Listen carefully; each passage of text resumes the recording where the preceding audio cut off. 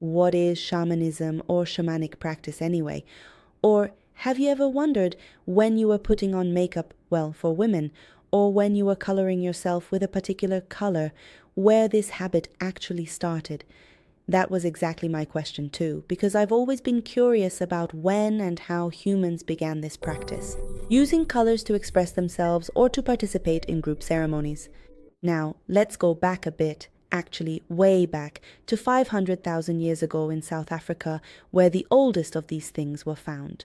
These brilliant pigments were discovered there, and they might have been the foundation of shamanism or the symbolic decoration of the body. Are you ready to hear about it? Want to hear the story? Let's go. Come on, let's head together to Wonder Cave. And where is that? In Africa, in the northwest of South Africa, precisely in the northern Cape province, right in the heart of it. It sits in the Kuruman Hills, also known as the Kuruman Hills. Its name is African and means Wonder Cave. It's 140 meters long. That's even bigger than a football field.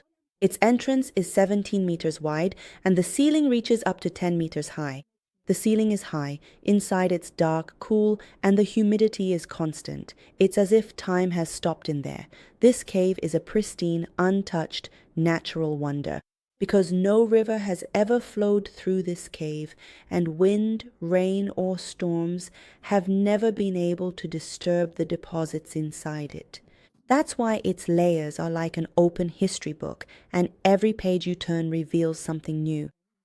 You can discover a new chapter of history in that book. From 1 million years ago up to just a few thousand years ago, the story of history is written in this book. In 1978, Peter Beaumont, a South African archaeologist, reached the Acheulean layers in excavation number 6.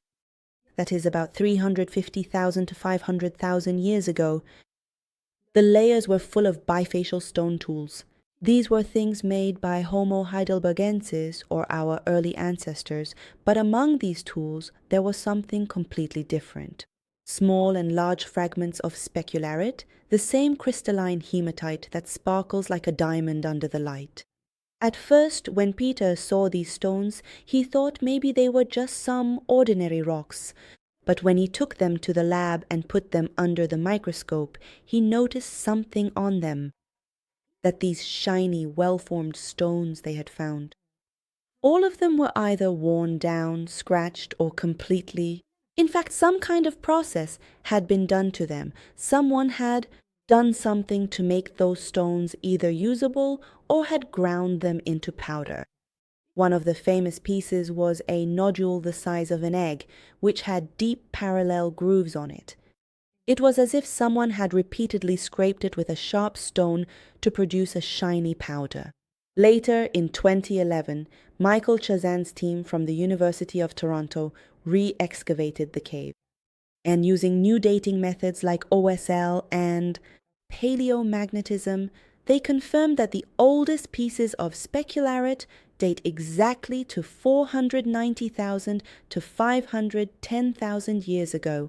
That means at least 200,000 years earlier than the evidence and findings we had discovered in the Middle East, Europe, or really anywhere else. Inside the cave, near the entrance, they found some pieces of charcoal that dated back to about 1 million years ago. So not only did these people live in the cave, but they would also come to the cave entrance, light a fire, and sit around it. And they would definitely talk to each other, then try out that shiny powder they had collected on their bodies. Or they would even draw shapes on the cave walls.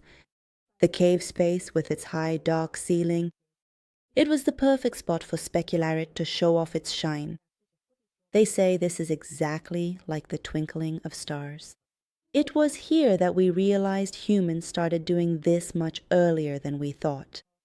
They began using certain colors and some tools to paint themselves, not for protection or warmth, not because they wanted to, but to set themselves apart from others, to show that they are something, that they have something extra. Now that we know they found a cave called Wonderwerk and went inside it, they also found some other shiny stones, meaning they put the stones inside that. The caves they had found, again I keep saying they had found, but well, they had found them. But what exactly was the use of what they had found for us?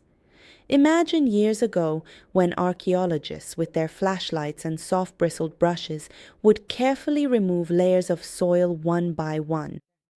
Suddenly, they would come across something that wasn't a stone tool, nor was it an animal bone, but rather something shiny, something that seemed as if it had come from another world.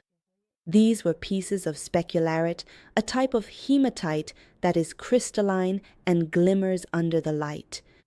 Like stars in the night, not just one or two, but more than 40 pieces of this magical stone were scattered around. In the deep layers of the cave, where their age goes back to 500,000 years ago. So what exactly is specularite? Let's zoom in a bit. Let's see what this thing I'm talking about really is, so shiny and so cool, and where it can actually be found. This material is a type of iron oxide, but not the usual kind of hematite. Not the red kind you find everywhere. Specularite has tiny metallic crystals that make its surface shine like a mirror. Imagine a reddish-purple stone that, when light hits it, its particles scatter and reflect metallic colors. In nature, these stones were mined from areas around caves, like the slopes of Croman, but the stones they found in the cave weren't raw mineral stones. Instead, they had undergone some kind of finishing or processing. Archaeologists came and saw that on the stone pieces they found, there were a series of very deep cuts and scratches. The scratches were parallel, the surfaces had been smoothed or polished, and even some of the edges had been sharpened. In other words, they had been ground down to become sharp so that the powder produced from grinding them could be used. One of their most fascinating discoveries during excavation number 6 was finding one of these specularites that was about the size of an egg. That is, about the size of a closed fist, roughly 6 to 7 centimeters in height. So it was about that big, if I'm not mistaken, wait a second, 6 to 7 centimeters. Exactly that size, if I'm saying it right, it was that size. On the stone they found, they saw deep parallel grooves, as if someone had sat for hours with a sharp object to do what? To be able to extract shiny powder from that stone, which was about the size of an egg, 5 to 7 centimeters, or perhaps they were simply grinding the stone. When they ground these stones into powder, they would mix the resulting powder with water or thick fat, and then they used it for their faces, their bodies, or even for paintings on the walls. Its color was a dark red with a metallic shine, something that, in the darkness of the cave under the firelight, it must have looked like a jewel. Now imagine these people 500,000 years ago are producing this powder, not for practical purposes like gluing tools together or doing something extraordinary with it. No, it seems they were using it for something more beautiful, something that feels like it was part of a ceremony. But this discovery wasn't limited to Wonderwerk Cave. It seems there was a larger pattern in the region. At the Kathupan site, which is just a few kilometers away, archaeologists found similar pieces. More than 100 pieces of hematite and specularite on which they observed signs of processing. Their age dates back to around 500,000 years ago. At the ancient mining site of Kantianpan as well, they were able to find evidence of the extraction and processing of these materials. This shows that this activity was not just a local phenomenon.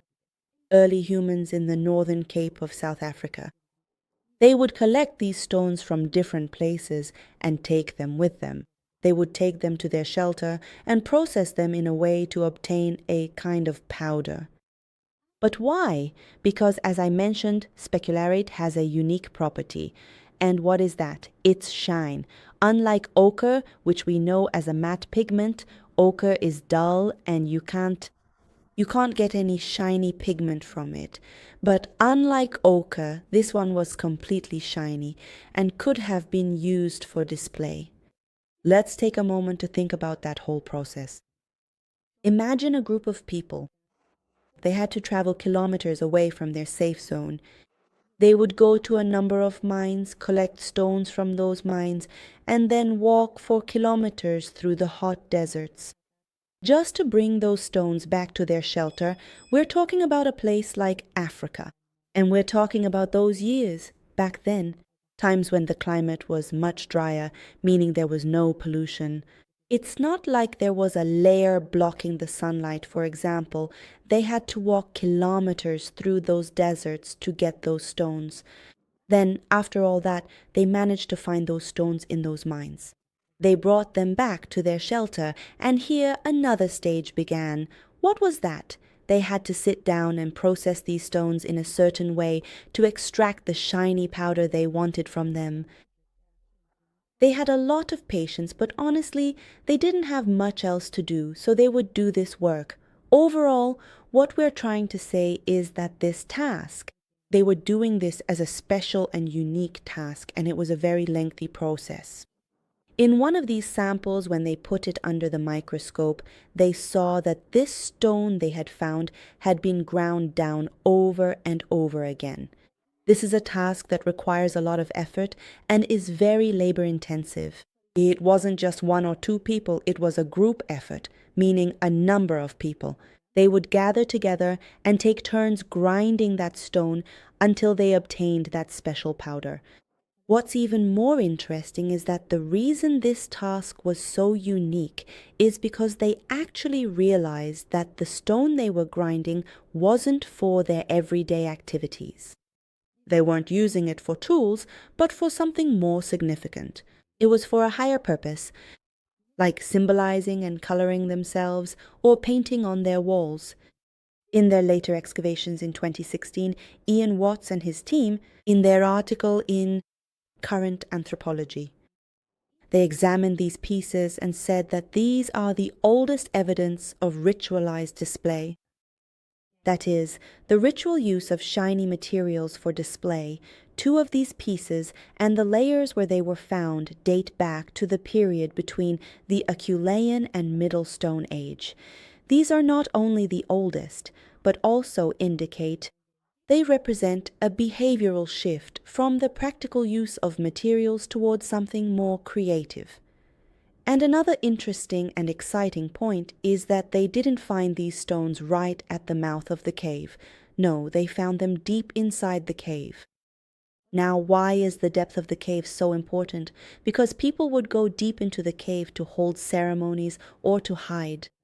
Basically, the depth of the cave, the deeper part, was a more protected place for them. In stratum 4.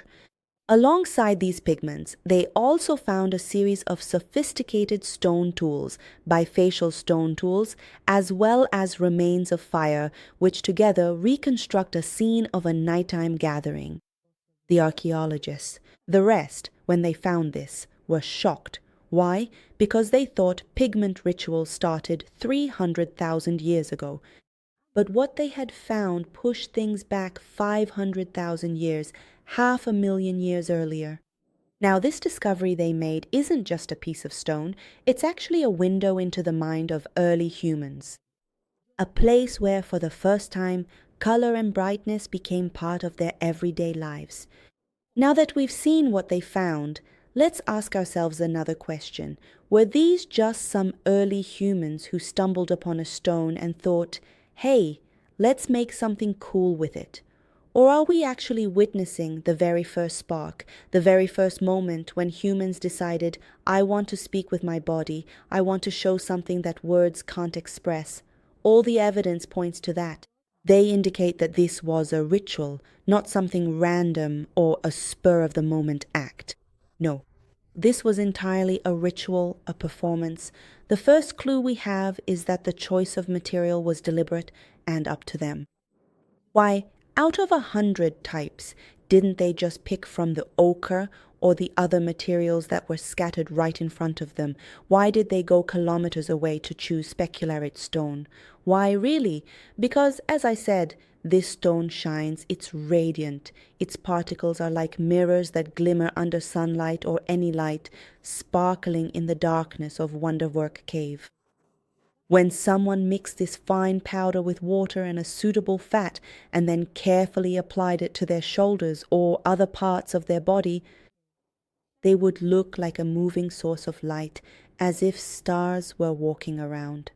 This is exactly what we call today.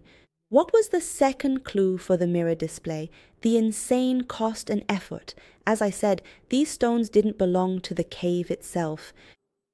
These unfortunate poor people had to laboriously walk for arduous kilometers to arrive at the remote mines located deep within the rugged mountains of Kerman, and then eventually come back. And for hours they would work together to grind these into powder, then mix it with water and fat and rub it on themselves or on the walls. And this thing they had discovered wasn't just for sun protection, repelling insects, or for protection. No, because for those purposes the ochre that was under their feet, or the same ochre on the ground, was enough. They would use it, for example, to put on their skin to protect themselves from the sun or to keep insects away. It wasn't about getting bitten or anything like that. They went after something that was hard to obtain and was worth it for just a moment of brilliance. This is exactly the definition of luxury in the very ancient world, something that is expensive, rare, and should only be used in special situations. The third clue is the social context. In the same layers where specularite was found, they also discovered evidence of large fires. Of course, the remains of these large fires, charcoal that is 1,000,000 years old and big, and organized fires from 500,000 years ago, mean that groups would gather together. Now imagine that deep in the darkness of a cave, absolute darkness, a fire is burning, and then someone appears with a shining face. This scene is exactly what we later see in all shamanic or shamanistic cultures. Someone who sets themselves apart from the others. They turn their body into a symbol, and the others look at them with respect or fear. In fact, many researchers believe this is exactly the birthplace of shamanism in Africa, a place where someone with color and radiance acts as a mediator between our world and the other world. The fourth clue is the sexual and social signaling of red specularite. Purple gives a color that is almost close to red. It's almost the color of blood. And what did blood symbolize in early cultures? Was it a symbol of power, a symbol of fertility, and so on? It was also associated with danger. This color turned into a language without words. I'm here, I'm powerful. I belong to this group and I'm ready. Let's get to the fifth clue. None of the ochres from these sites have been found. They haven't seen this powder being used in tools or for things like gluing. No. They haven't seen any practical use for these powders to be able to say that something was done with them. No operation was performed on them for any purpose. They didn't even use it for the rest of their skin in their daily lives. All of it was just processed and then disappeared. It's as if they only wanted to use that powder for a specific ceremony, and then that's it. It's over, there's no trace of that powder left. This is exactly what we see in today's rituals as well. A sacred substance that's only used in certain special situations, and then it's finished. And they throw it away or it even disappears completely. So when we put all these clues together, we can't say, oh, these were just some powders they used in their daily lives. No, they were performing rituals. They were communicating with their bodies. For the first time, they were saying, Dad, I'm not an animal. I have a story that I want to show you myself, my own story, and my friends. This is exactly the moment when humans said, instead of just trying to survive, I want to live. So, up to this point, I explained that they found some stones in the Wonderwerk Cave. Let's set that aside for a moment and move on. First, let's address a fundamental question. What is shamanism, or what is a shaman exactly? What does it even mean? Is someone who practices these rituals a sorcerer, a saint, a prophet?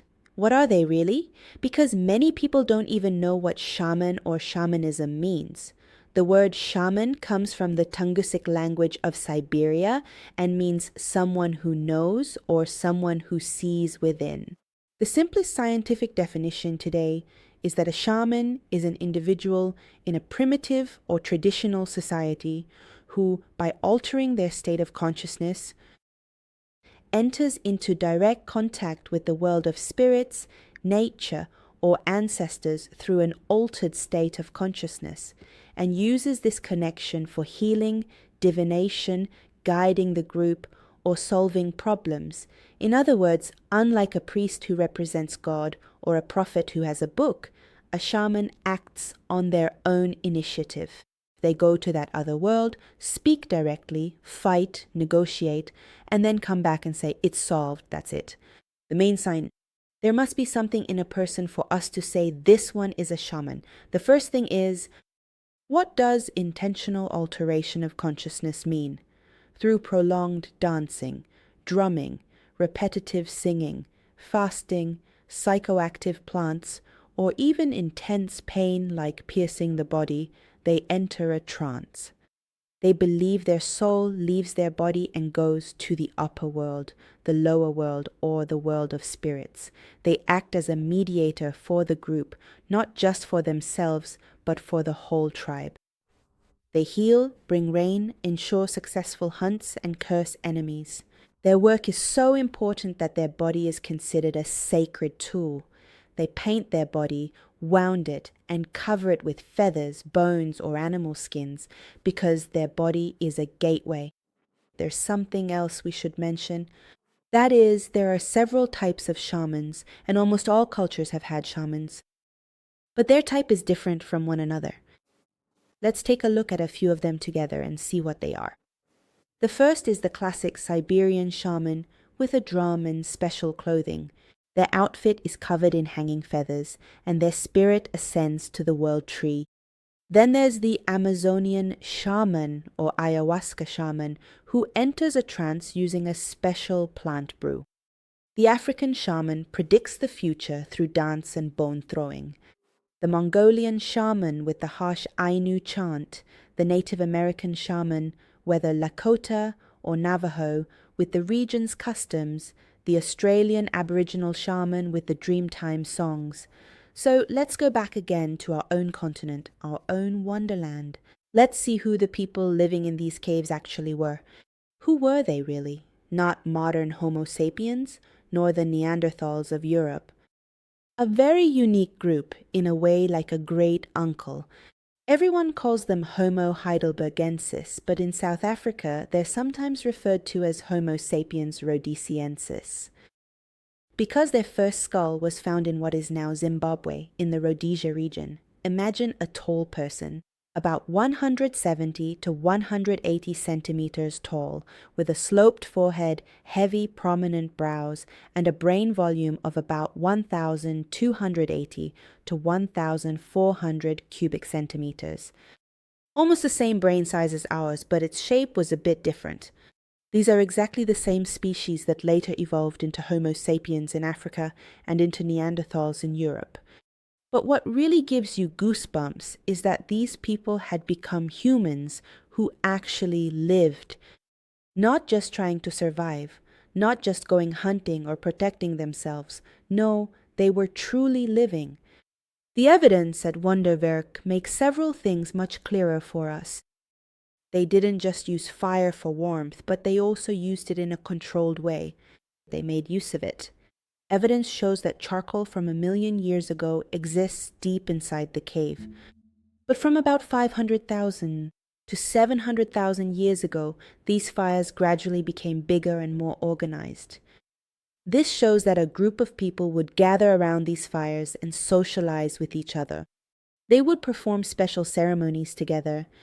The second point is that their tools were very advanced.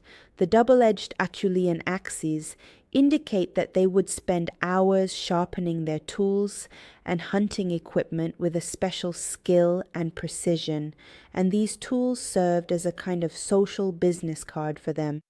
It was as if, for example, a certain tool or axe was like an ID card back then. Now, I say axe, but maybe it was something else. A certain axe belonged to someone who had a very special skill in sharpening their tools. The next point is that they were more professional hunters. They found a number of animal bones deep inside those same caves. They found animals like deer, elk, or even those very ancient elephants, which were really hard to hunt. This means that a group with a certain order, coordination, and planning would go hunting together. The last point is that here, just like in that previous video about human burial, we see that they also took care of the disabled. At the Boxgrove site in England and the Grandolina site in Spain, they found the bones of Homo heidelbergensis, who were disabled, had severe fractures, but had survived for years. This means the group took care of them. Now, let's go back to Africa 500,000 years ago. These people lived in groups of 20 to 30, made up of several families living together. During the dry seasons, they would all gather in caves to protect themselves, and in the rainy seasons, they would head out to the plains and start hunting. Their lives were hard, but it was no longer just about instinct. They actually had culture, their own culture and rituals. They wore paint on their faces. These were our ancient friends and ancestors, not just genetically, but culturally as well. This shimmering powder is something that later became the paintings on the walls of the Lascaux cave and then became African masks and eventually turned into the eyeliner and lipstick that we use today. These were the first people who realized that painting could be on their own bodies, that it could be a means of communication, that it could be sacred. Now, let's get to the important question. Why is this discovery so significant? If I tell you that the discovery of this specularite stone on the very same continent of Wonderwerk could be one of the most important discoveries of the 21st century in the field of human mind evolution. What are you saying? Before this discovery, the red line for modern humans was thought to be around 700,000 years ago. Then, suddenly, 40,000 years later in Europe, there was an explosion of creativity. Cave paintings, ivory sculptures, jewelry, and so on. Then all of a sudden, everything was discovered at once. They called it the cognitive revolution. But Wonderwerk came along and completely overturned all of that, pushing everything back by 400,000 years. This discovery simultaneously disrupted three things at once. What were they? The first was that it completely messed up the timeline for when humans became symbolic. Previously, the oldest definitive evidence of ritual pigment was found at the Blombos site, around 70 to 100,000 years ago, but Wonderwerk said, "Excuse me, we had it 500,000 years ago. We used to apply shimmering powder, probably put it on our faces and danced around the fire. This means that symbolic behavior wasn't a sudden event, but rather a very, very, very slow process that started in Africa." It also challenged the Eurocentric view. Before all this, the whole story of modern humans was told in the caves of France and Spain. Wonderwerk shouted, "Hey, in Africa we had rituals 460,000 years before you did." This discovery was part of the big out of Africa again wave. In other words, we're realizing once again that all the important things happened in Africa first, not in Europe. 3. The definition of African ritual and shamanism was rewritten. Previously, it was said that shamanism was a very late and complex phenomenon. At most 30 to 40,000 years ago, now we understand that its foundations were laid at the very moment when a Homo heidelbergensis decided to put a shiny powder on their face to glow in the dark. That moment was exactly the birth of ritual performance, the moment when humans said, "I can make my body a gateway between two worlds." And there's something even deeper than that. This discovery showed us that meaning is much, much older than language. Long before we could speak or form sentences, we already had it. With color, with shine, and with our bodies, we created meaning. This shiny powder on the face dates back to 500,000 years ago. It's the same thing that still happens today when we stand in front of the mirror and put on eyeliner. It's that eternal need to be seen, to stand out, and to say that I too have my own story. And this wasn't just the discovery of a piece of stone. This discovery was a mirror that showed us that even today, in the year 2025, when we get a tattoo on our body, when we ink a tattoo on ourselves, when we put on makeup, when we do any kind of cosmetic work, it comes from something in our genes. Now let's get to another important question. Was this the oldest shamanic ritual? No, this was not humanity's first shamanic ritual. But this is one of the most provable things that humanity has discovered so far. The first time we can put our hand on a stone and say that it was exactly here. Let's perform a ritual display, dig a little deeper, and see exactly where. The oldest use of ochre in the world so far has been found at the Twin Rivers site in Zambia, about 400 to 500,000 years ago, or even 600,000 years. In South Cape as well, 164,000 years ago. They used to mix ochre with animal fat and milk, and they would make a thick paint as if they had a recipe in Wonderwerk Cave, or the same Wonderwerk Cave thousands of years ago. Shells filled with paint, with geometric patterns. They found that it was clearly a mirror action, so Wonderwerk Cave, or the same Wonderwerk Cave, with its age of 500,000 years is not the oldest. It's the oldest case where we can see that they used the shiny pigment Specularite in it. Before that, they used to use ochre, or the same ochre. Now, why is this difference between the two so important? Why do I say ochre is matte and Specularite is shiny? Because its shine takes the display to a whole different level. As I said, ochre was matte, and in the darkness of the cave, it didn't have any shine at all, but Specularite had exactly that shine. But hold on a second, if we want to look for the very first ancient shamanic ritual in which early humans truly used makeup, meaning humans used to carefully put makeup on themselves, a significant practice. Maybe we'll never be able to find it because the very first rituals probably didn't even involve color or tools at all. Those same shamanic rituals. For example, they would come under the light. Maybe they would howl, maybe they would dance, maybe they would make sounds with whatever bones they had at hand. These are things that aren't buried in the ground for us to find, nor the first time a mother, say 800,000 years ago, held her child in her arms. And maybe she would make a sound like a lullaby. She always said one thing. That in itself was a kind of ritual. In those moments, no stone, no cave, nothing was left behind for us, nothing for us to find. It's just the first window through which we can peek and see something inside. The fact that, at least 500,000 years ago, humans were decorating their bodies with a bright color was a form of display. So the final answer is, we can't say for sure.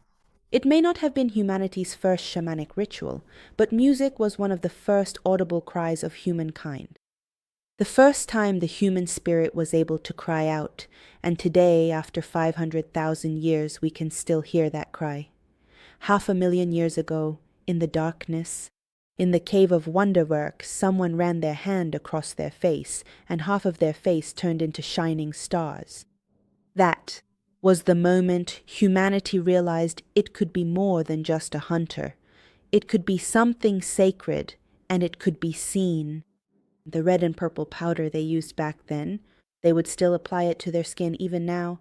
That same current flows through us when we get a tattoo or wear a special piece of clothing. It's the same cry that's been echoing for 500,000 years. I'm here, I have meaning. Wonderwerk showed that mirrors and symbols weren't present for 40,000 years. They didn't exist in Europe, and their appearance was a sudden wave about 100,000 years ago. No, it was actually a very, very tiny flame that started in Africa and then spread out to the point that it left the continent and even reached distant islands. Now just imagine that little flame A few thousand years later, someone took it with them to the shores of Java. A Homo erectus, with rough hands and a brain that everyone thought was simple, sat by the side of a seashell, picked up a sharp piece of stone, and started carving zigzag lines that had no practical use at all. They were just beautiful, just meaningful, just saying, I am here and the sea sees me too. That zigzag engraving on the trinal shell, which happened about 430,000 to 540,000 years ago. It's the first symbolic art outside of Africa, the first time that humankind carried that flame. They took their African heritage with them to the other side of the world and said, this is my story, even here on the island of Java in this video. Next, we're going to take a look at that very shell.